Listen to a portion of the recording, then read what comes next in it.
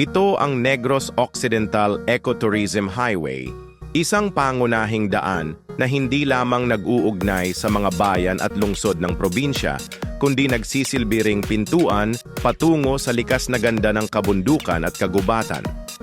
Habang binabaybay ito, sasalubong sa iyo ang malamig na simoy ng hangin at tanawin ng luntiang kalikasan na tila nag-aanyaya sa isang masarap na paglalakbay.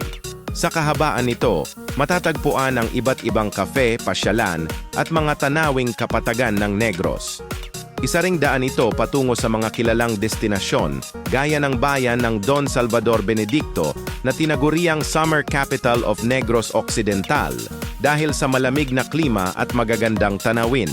Ang Ecotourism Highway ay hindi lamang simpleng kalsada, kundi isang paglalakbay na nag-aalok ng karanasan sa kalikasan, kasaysayan at kultura ng Negros Occidental, isang paalala na minsan, ang mismong biyahe ang siyang nagiging destinasyon. Kung nadaanan mo na ang rotang ito, saan ang destinasyon mo?